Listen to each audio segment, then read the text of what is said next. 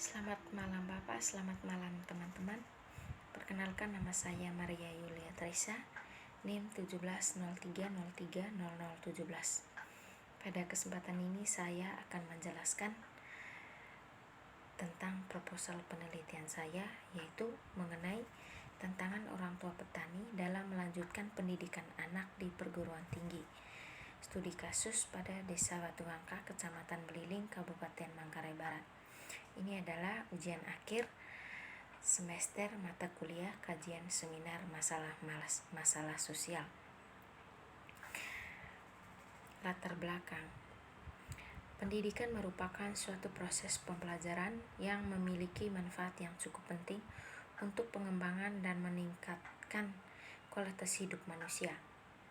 Dengan pendidikan, manusia bisa menjadi pribadi yang matang dan memiliki kecerdasan baik secara emosional, spiritualitas, maupun kecerdasan intelektualitas. Urgensi pendidikan itu kemudian dianggap penting oleh setiap manusia. Di fase ini, kita dituntut untuk memperoleh ilmu pengetahuan, karena ilmu pengetahuan dapat dijadikan sebagai patokan dalam menghadapi realitas kehidupan manusia. Pendidikan pada hakikatnya merupakan suatu upaya untuk memperoleh pengetahuan, wawasan, keterampilan, dan keahlian guna mengembangkan bakat dan keterampilan dan kepribadian manusia. Selain itu, pendidikan adalah suatu proses melalui metode-metode tertentu sehingga orang akan memperoleh ilmu pengetahuan, pemahaman, dan cara bertingkah laku yang sesuai dengan kebutuhan, yang berarti seluruh tahapan pengembangan pengetahuan dan perilaku untuk mendapatkan pengalaman dalam hidupnya. Melihat argumentasi tersebut, kita bisa menemukan suatu benang merah, terutama manfaat dari pendidikan tersebut. Petani adalah salah satu profesi yang ada dalam kemajemukan profesi di masyarakat. Selain itu, petani adalah profesi yang orientasi kerjanya ada di kebun. Tumpuan hidup terletak pada jawaban kerja pada setiap musim. Berbicara tentang petani menjadi menarik apabila dilihat dari pendapatan yang serba pasang surut dan tidak menentu. Kadangkala ada musimnya memperoleh penghasilan yang cukup, namun ada pula musim yang gagal. Dengan fenomena ini membuat petani tidak mampu mendeterminasi dengan pasti soal penghasilan dan pendapatan. Dalam realita kehidupan masyarakat, ada variasi profesi. Ini adalah kenyataan yang tak terbantahkan.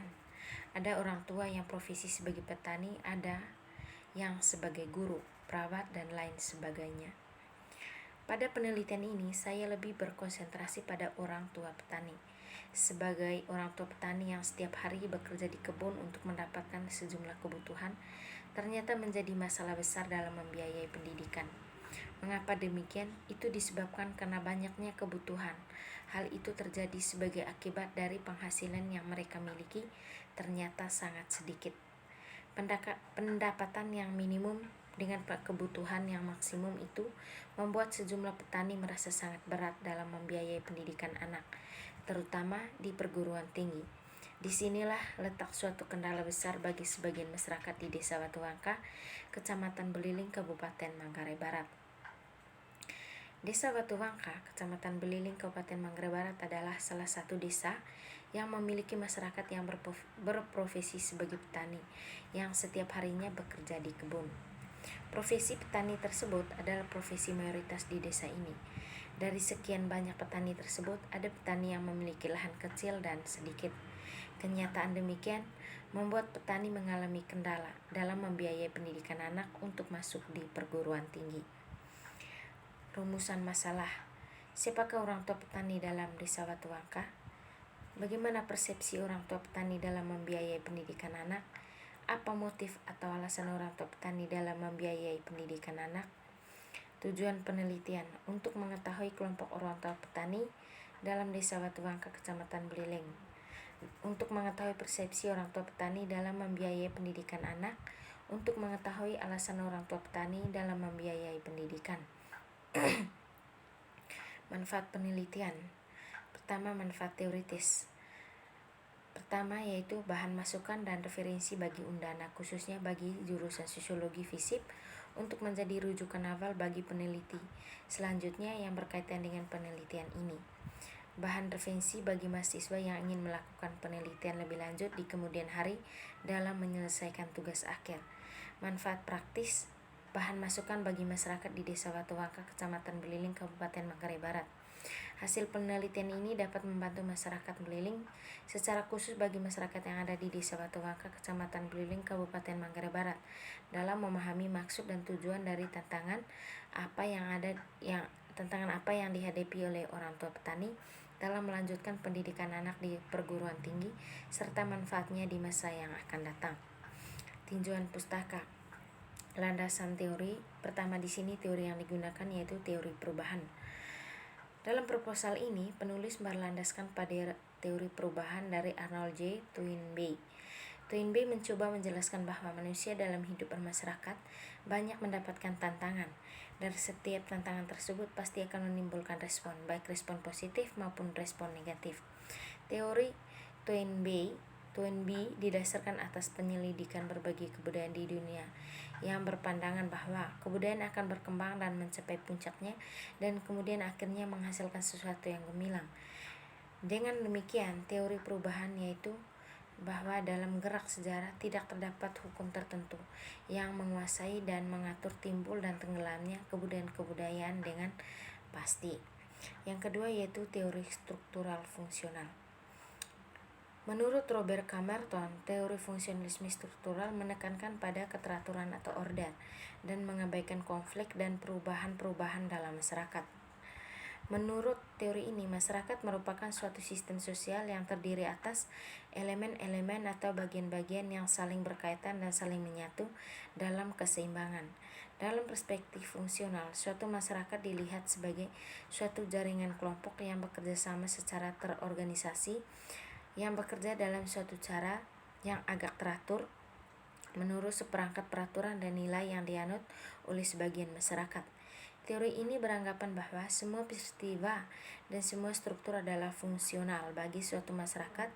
Dengan demikian, seperti halnya di peperangan, ketidaksamaan sosial, perbedaan ras, dan bahkan kemiskinan diperlukan dalam suatu masyarakat. Masyarakat dipandang sebagai suatu sistem dan stabil dengan suatu kecenderungan ke arah keseimbangan, yaitu suatu kecenderungan untuk mempertahankan sistem kerja yang selaras dan seimbang.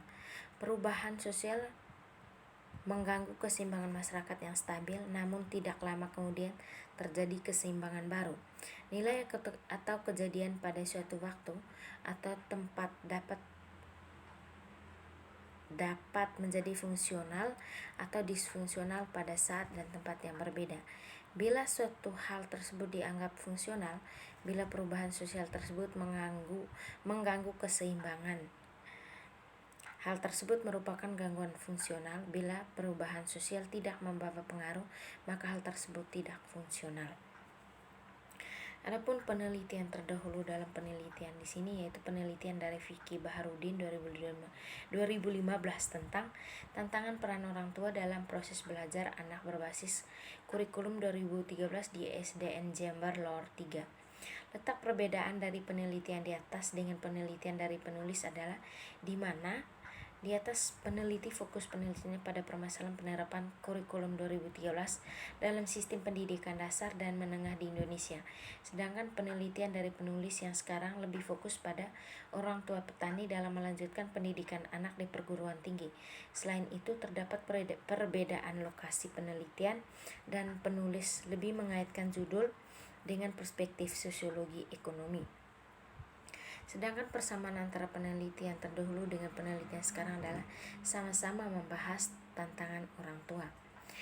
Yang kedua yaitu penelitian dari Asnawi pada tahun 2014 yaitu tantangan lembaga pendidikan Islam dalam menghadapi perkembangan global. Studi kasus pada SMP Islam Terpadu Al-Fatihan Goa, Magister S2 tesis Universitas Islam Negeri Alauddin, Makassar.